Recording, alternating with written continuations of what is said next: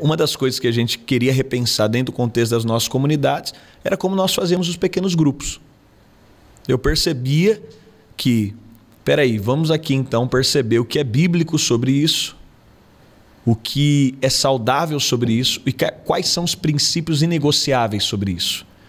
E a gente percebeu que dentro da estrutura que aplicávamos, a própria estrutura que a gente aplicou um dia, que foi incrível, estava contribuindo negativamente sobre os princípios que nós desenvolvemos.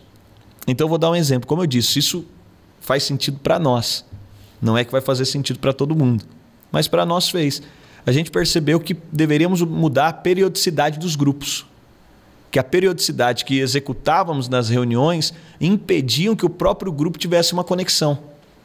E a gente entendia que o grupo é mais do que a reunião, de que tem que ter vida além da reunião.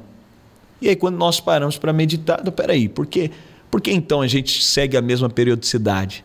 Será que a gente pode afetar a periodicidade para manter a qualidade? Vamos afetar.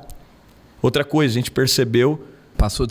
Parou de ser semanal. Parou de ser semanal. Passou a ser o quê? Quinzenal. Quinzenal. E isso pegando um contexto ali de São Paulo, de uma agenda frenética. Exatamente. Deslocamentos complicados. Exatamente. E a gente horários também sempre...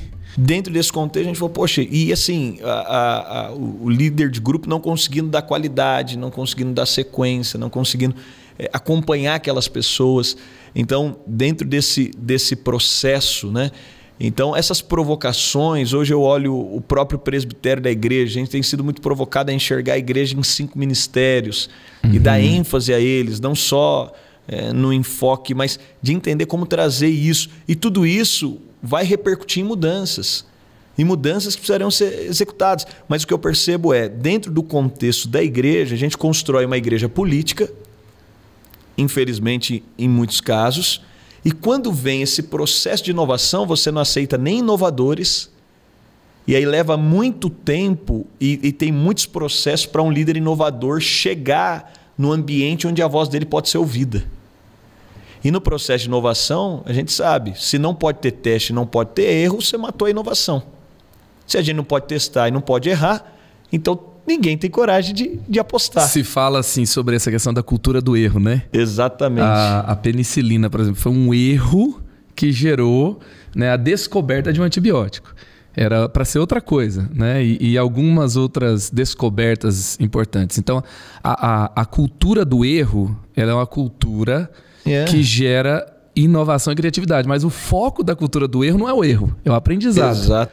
Então, agora, num lugar que você não pode errar nunca, que há aquela pressão, aquele medo, aquela coisa... E às vezes eu acho que o ambiente religioso ele acaba produzindo também esse aspecto, onde você não tem espaço, não vai dar certo, mas que pode ser reconstruído. E aí esse aspecto de fazer o que nunca antes foi feito, isso tem me provocado muito a me focar naquilo que eu creio que Deus me chamou para fazer. E é o que às vezes a gente fica perdido no mundo, né? Tentando atirar, porque, obviamente, eu não vou ser o melhor em tudo no mundo, mas tem algo no mundo que só eu vou fazer. Então, eu não vou mudar o mundo inteiro, mas tem uma parte do mundo que só eu vou mudar. Então, dentro de todo esse processo, a gente vai... Ninguém pode oferecer a mudança que você pode mudar dentro da sua casa. Né?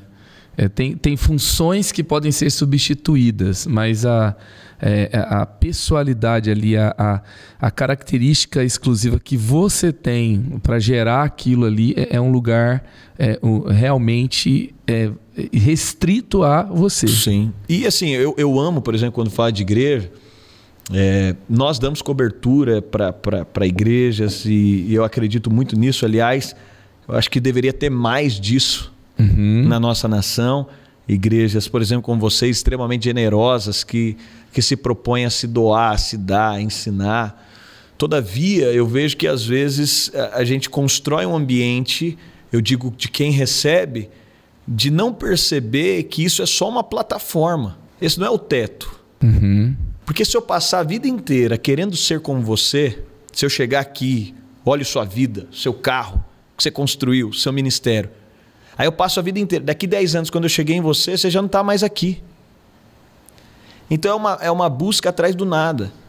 Nesse processo, esse olhar e perceber que a minha comunidade, ela tem algo que nenhuma outra tem. E não interessa o tamanho, não interessa o número de cadeiras, não interessa quantas pessoas tem, não interessa. Tem algo na minha comunidade que é único. E quando eu descubro esse algo único, isso muda tudo. E aí, curtiu esse corte? Curtiu esse trecho?